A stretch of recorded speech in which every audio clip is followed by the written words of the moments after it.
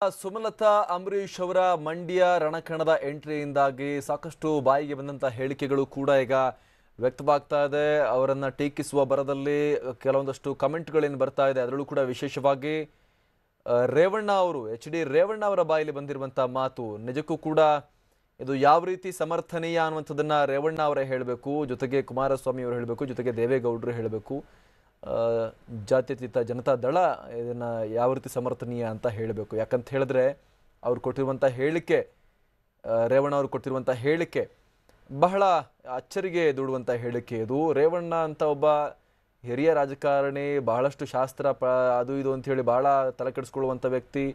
ಇವರು ಒಬ್ಬ ಮಹಿಳೆಗೆ ಈ ರೀತಿಯಾಗಿ ಹೇಳಿಕೆಯನ್ನು ಕೊಡ್ತಾರೆ ಅಂತ ಹೇಳಿದ್ರೆ, ಅವಮಾನಕಾರಿಯಾಗಿ ಮಾತನಾಡ್ತಾರೆ ಅಂತ ಹೇಳಿದ್ರೆ ಬಹಳ ಅಚ್ಚರಿಗೆ ಕಾರಣ ಆಗುತ್ತೆ. ಇದು ನಿಜಕ್ಕೂ ಕೂಡ ಶಾಕ್ ಕೂಡ ಆಗುತ್ತೆ.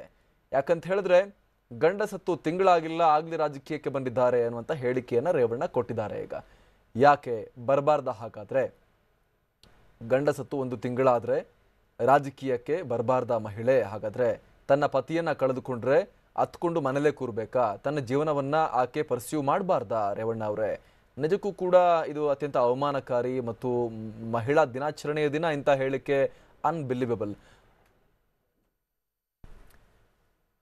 ಎಸ್, ಈಗ ನಮ್ಮ ಜೊತೆಗೆ ಡಾಕ್ಟರ್ ತೇಜಸ್ವಿನಿ ಗೌಡ ಅವರು ಸಂಪರ್ಕದಲ್ಲಿದ್ದಾರೆ, ಬಿಜೆಪಿ MLC.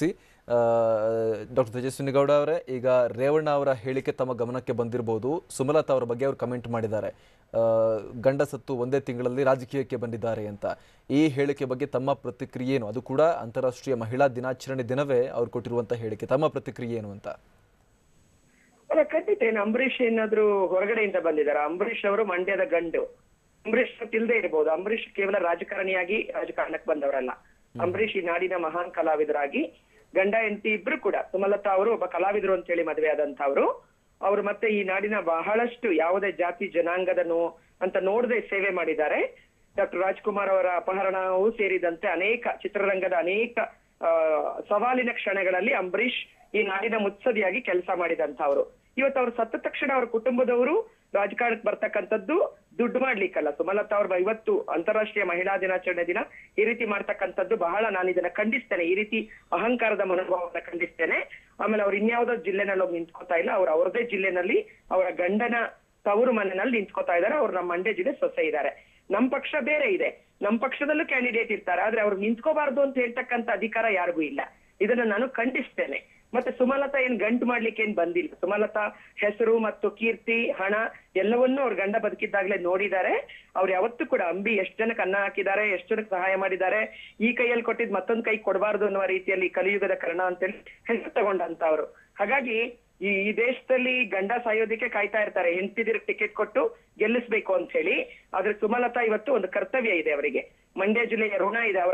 ಅವರ ಪಾರ್ಥಿವ ಶರೀರವನ್ನ ತರಬೇಕು ಅಂತ ಹೇಳಿ ನಾವು ನೋಡಿದೀವಿ. ಎಷ್ಟು ಲಕ್ಷಾಂತರ ಜನಸ್ತಂಭ ಸೇರಿತ್ತು ಅಂತೇಳಿ. ಮಂಡ್ಯದ ಮಣ್ಣನ್ನ ಹಣೆಗೆ ಧರಿಸಿಕೊಂಡು ಅವರು ಏನು ಒಂದು ಅಂಬಿ ಒಂದು ಇಹಲೋಕದ ಪಯಣವನ್ನ ಮುಗಿಸಿದ್ದಾರೆ. ಯಾರ್ಯಾರು ಅಂಬಿ ಹೆಣದ ಸುತ್ತ ರಾಜಕಾರಣ ಮಾಡಿದ್ರು, ಯಾತಕ್ಕೋಸ್ಕರ ಮಾಡಿದ್ರು ಅನ್ನೋದು ಜನಕ್ಕೆ ಇವತ್ತು ಗೊತ್ತಾಗಿದೆ. ಹಾಗಾಗಿ ಸುಮಲತಾ ಅವರ ಮನಸ್ಸನ್ನ ಕುಗ್ಗಿಸ್ತಕ್ಕಂಥ ಕೆಲಸ ಯಾರೇ ಮಾಡಿದ್ರು ಅದು ತುಂಬಾ ಅಸಹ್ಯದ ರಾಜಕಾರಣ ಆಗತ್ತೆ. ಅವರಿಗೆ ಪ್ರಜಾಪ್ರಭುತ್ವದಲ್ಲಿ ನಿಲ್ಲೋದಕ್ಕೆ ಆಕೆ ಅಂಬರೀಷ್ ಅವರ ಪತ್ನಿ, ಆಕೆಯ ಮಗ ಅಂಬರೀಷ್ ಅವರ ಮಗ ಅನ್ನೋದನ್ನ ಮಂಡ್ಯದ ಜನ ಒಪ್ತಾರೆ. ಆಕೆ ಮಂಡ್ಯ ಸೊಸೆ ಇದ್ದಾರೆ. ಹಾಗಾಗಿ ಅವ್ರು ನಿಲ್ಲೋ ಅಧಿಕಾರವನ್ನ, ಹಕ್ಕನ್ನ ಕಿತ್ಕೊಳಕ್ ಯಾರಿಗೂ ಸಾಧ್ಯ ಇಲ್ಲ. ಅದನ್ನ ಮಂಡ್ಯದ ಜನ ನಿರ್ಧರಿಸ್ತಾರೆ, ಬೇರೆಯವ್ರು ಯಾರೋ ನಿರ್ಧರಿಸಬೇಕಾಗಿಲ್ಲ. ಮಂಡ್ಯದ ಜನ ನಿರ್ಧರಿಸ್ತಾರೆ ಅದನ್ನ. ಡಾಕ್ಟರ್ ತೇಜಸ್ವಿನಿ ಗೌಡ ಅವರ, ಇದು ಅವರಿಗೆ ಹಕ್ಕಿದೆಯೋ ಇಲ್ಲೋ ಅನ್ನೋದು ಒಂಥರ ಆಯ್ತು. ಆದ್ರೆ ಇದು ಮಹಿಳಾ ದಿನಾಚರಣೆಯ ದಿನವೇ ಒಬ್ಬ ಮಹಿಳೆ, ಪತಿಯನ್ನ ಕಳೆದುಕೊಂಡ ಮಹಿಳೆ ಬಗ್ಗೆ ಗಂಡ ಸತ್ತು 1 ತಿಂಗಳಾಗಿದೆ, ಆಲ್ರೆಡಿ ರಾಜಕೀಯಕ್ಕೆ ಬಂದಿದ್ದಾರೆ, ಈ ಹೇಳಿಕೆ ಯಾವ ರೀತಿ ಸಮರ್ಥನೀಯ ಇದು ಅಂತ? ಅಲ್ಲ, ಈಗ ಆಯ್ತು ಮುಖ್ಯಮಂತ್ರಿಗಳ ಪತ್ನಿ ಪಕ್ಕದಲ್ಲಿ ನಿಂತ್ಕೊಂಡಾಗ ಯಾಕೆ ಮಾತಾಡೋದಿಲ್ಲ? ಅವ್ರ ಮನೆಯಲ್ಲಿ 28 ಜನ ಬಂದಾಗ ಯಾಕೆ ಮಾತನಾಡೋದಿಲ್ಲ? ಈಗ ಅವ್ರದೇ ಪಾರ್ಟಿಯಿಂದ ಬೇಕಾದಷ್ಟು ಕಡೆ ಗಂಡ ತೀರ್ಕೊಂಡ ತಕ್ಷಣ ಟಿಕೆಟ್ ಕೊಟ್ಟಿರೋ ನಿದರ್ಶನಗಳನ್ನು ಕೊಡ್ತೀನಿ, 10 ನಿದರ್ಶನ ನಾನು ಕೊಡ್ತೀನಿ. ಈ ರೀತಿ ಹೇಳಿಕೆ ಎಷ್ಟು ಸರಿ ಅಂತೇಳಿ. ಕಾಲ ತುಂಬಾ ಬದಲಾಗಿದೆ. ಅವರ ಮನಸ್ಥೈರ್ಯ ಕುಗ್ಸೋದಕ್ಕೆ ಯಾರಿಗೂ ಹಕ್ಕಿಲ್ಲ, ಅವರನ್ನ ಅಪಮಾನ ಮಾಡೋದಕ್ಕೆ ಯಾರಿಗೂ ಹಕ್ಕಿಲ್ಲ. ಒಂದೊಂದ್ ಮನೇಲಿ 20 ಜನ ಬರೋದು ಯಾವತ್ತು ಸರಿ ಅನ್ನೋ ರಾಜಕಾರಣ ಮಾಡಕ್ ಹೊರಟಿದಾರೆ. ಹಣ, ಅಧಿಕಾರ, ಅಹಂಕಾರವನ್ನ ಅದು ಇಳಿಸೋ ಶಕ್ತಿ ಜನರಿಗಿದೆ. ಅದನ್ನ ಜನ ಕಾಲಕ್ಕೆ ಮಾಡ್ತಾ ಇದ್ದಾರೆ ಅಂತ ಬೇಕಾದಷ್ಟು ನಿದರ್ಶನ ನಮ್ಮ ಎದುರುಗಡೆ ಇದೆ. ಹಾಗಾಗಿ ಸುಮಲತಾ ಅವರಿಗೆ ದುರ್ಗಿ ತರ ತಾಯಿ ಚಾಮುಂಡೇಶ್ವರಿ ಆಶೀರ್ವಾದ ಮಾಡ್ತಾರೆ. ಸುಮಲತಾ ಅವರಿಗೆ ಮಂಡ್ಯ ಜನರ ಆಶೀರ್ವಾದ ಇದೆ. ಹಾಗಾಗಿ ಆಕೆ ನಿಲ್ಲೋದನ್ನ ಯಾರು ತಡೆಯೋದಕ್ಕೆ ಸಾಧ್ಯ ಇಲ್ಲ. ಅದು ಅವರ ನಿರ್ಧಾರ. Yes, thank you doctor Tejaswini Gowda. ಇದು ಬಿಜೆಪಿ ನಾಯಕಿ MLC ತೇಜಸ್ವಿನಿ ಗೌಡ ಅವರ ಪ್ರತಿಕ್ರಿಯೆ. ಸುಮಲತಾ ಅವರಿಗೆ ಎಲ್ಲ ರೀತಿಯಲ್ಲೂ ಕೂಡ ಹಕ್ಕಿದೆ ಅನ್ನುವಂಥ ಮಾತನ್ನು ಅವ್ರು ಹೇಳ್ತಿದ್ದಾರೆ. ಅಂಬರೀಷ್ ಅವರು ಮಂಡ್ಯದ ಗಂಡು, ಅವರು ಇಲ್ಲವಾಗಿದ್ದಾರೆ. ಈಗ ಅವರ ಸ್ಥಾನ ತುಂಬುವ ಎಲ್ಲ ಹಕ್ಕು ಅವರ ಧರ್ಮಪತ್ನಿಯಾಗಿರುವಂಥ ಸುಮಲತಾ ಅಂಬರೀಷ್ ಅವರಿಗೆ ಇದೆ ಅನ್ನುವಂಥ ಮಾತನ್ನು ಹೇಳಿದ್ದಾರೆ. ಒಂದು ಕುಟುಂಬದಿಂದ 20 ಜನ ರಾಜಕೀಯಕ್ಕೆ ಕರ್ಕೊಂಬಂದು ಫ್ಯಾಮಿಲಿ ಪಾಲಿಟಿಕ್ಸ್ ಮಾಡುವಂಥವ್ರಿಗೆ ಇದ್ರ ಬಗ್ಗೆ ಯಾವುದೇ ಕ್ವಶನ್ ಮಾಡುವ ಹಕ್ಕಿಲ್ಲ ಅನ್ನುವಂಥ ಮಾತನ್ನು ಕೂಡ ಇಲ್ಲಿ ಸುಮಲತಾ ಅಂಬರೀಷ್ ಅವರು ಹೇಳಿರೋದನ್ನು ನಾವಿಲ್ಲಿ ಗಮನಿಸ್ತಾ ಇದ್ದೀವಿ. ರೇವಣ್ಣ ಅವರ ಈ ಹೇಳಿಕೆಗೆ ಸಂಬಂಧಪಟ್ಟ ಹಾಗೆ ಈಗ ಬಹಳ ಆಕ್ರೋಶ ವ್ಯಕ್ತವಾಗ್ತಾ ಇದೆ ಸರ್ವ ದಿಕ್ಕುಗಳಿಂದಲೂ ಕೂಡ. ರೇವಣ್ಣರಂತಹ ಒಬ್ಬ ಹಿರಿಯ ರಾಜಕಾರಣಿ, ಹಲವಾರು ಬಾರಿ ವಿಧಾನಸಭೆ ಪ್ರವೇಶ ಮಾಡಿರುವಂತಹ ಒಬ್ಬ ಹಿರಿಯ ರಾಜಕಾರಣಿ ಈ ರೀತಿಯಾಗಿ ಒಬ್ಬ ಮಹಿಳೆ ಬಗ್ಗೆ ಈ ರೀತಿಯಾಗಿ ಹೇಳಿಕೆಯನ್ನು ಕೊಡುವಂಥದ್ದು ಎಷ್ಟು ಸರಿ ಅನ್ನುವಂಥ ವಿಚಾರ. ಗಂಡ ಸತ್ತು ತಿಂಗಳಾಗಿಲ್ಲ, ಆಗಲೇ ರಾಜಕೀಯಕ್ಕೆ ಬಂದಿದ್ದಾರೆ. ಅಂದರೆ ಒಬ್ಬ ಗಂಡ ಸತ್ತ ಅಂದರೆ ಪತಿಯನ್ನು ಕಳೆದುಕೊಂಡಂಥ ಮಹಿಳೆ ಹಾಗಾದರೆ ಬದುಕಬಾರ್ದ, ತನ್ನ ಜೀವನವನ್ನು ಮುಂದುವರಿಸಬಾರ್ದ, ಹಾಗಾದರೆ ತನ್ನ ವೃತ್ತಿಯನ್ನು ಮಾಡಬಾರ್ದ?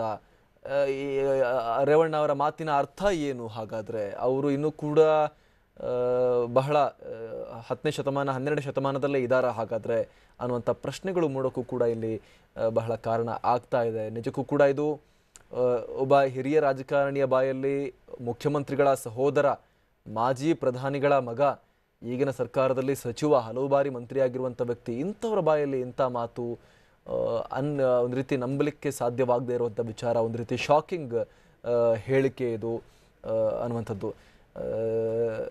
ಈ ಹಿಂದೆ ನಮ್ಮದು ದೇಶದಲ್ಲಿ ಇತಿಹಾಸನೇ ಇದೆ.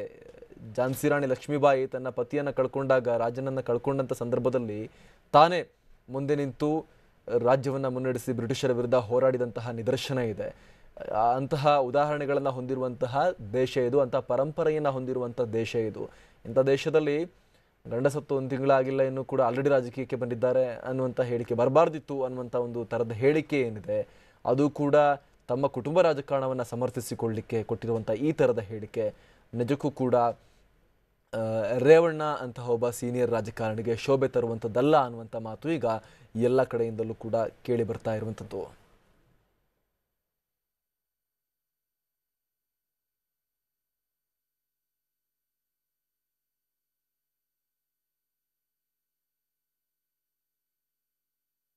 ಎಸ್, ಇದು ರೇವಣ್ಣ ಅವರ ಹೇಳಿಕೆ ಸುಮಲತಾ ಅಂಬರೀಷ್ ಅವರಿಗೆ ಸಂಬಂಧಪಟ್ಟ ಹಾಗೆ. ಸುಮಲತಾ ಅವರು ಕೂಡ ಅದಕ್ಕೆ ಸಂಬಂಧಪಟ್ಟ ಹಾಗೆ ಪ್ರತಿಕ್ರಿಯೆ ಕೊಟ್ಟಿದ್ದಾರೆ. ನಾನು ಅದಕ್ಕೆ ಯಾವುದೇ ರೀತಿಯಲ್ಲೂ ಕೂಡ ರಿಯಾಕ್ಟ್ ಮಾಡಲ್ಲ ಅನ್ನುವಂಥ ಮಾತನ್ನು ಸುಮಲತಾ ಅಂಬರೀಷ್ ಅವರು ಹೇಳಿದ್ದಾರೆ.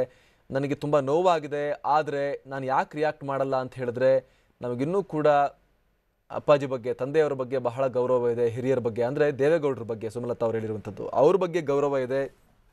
ಹೀಗಾಗಿ ಆ ಒಂದು ಕಾರಣಕ್ಕಾಗಿ ನಾನು ರೇವಣ್ಣ ಅವ್ರ ಬಗ್ಗೆ ಏನು ಕಮೆಂಟ್ ಮಾಡಲ್ಲ, ರೇವಣ್ಣ ಅವರ ಈ ಹೇಳಿಕೆಗೆ ಏನು ರಿಯಾಕ್ಷನ್ ಕೊಡೋದಿಲ್ಲ ಅನ್ನುವಂಥ ಹೇಳಿಕೆಯನ್ನು ಸುಮಲತಾ ಅಂಬರೀಷ್ ಅವರು ನೀಡಿದ್ದಾರೆ.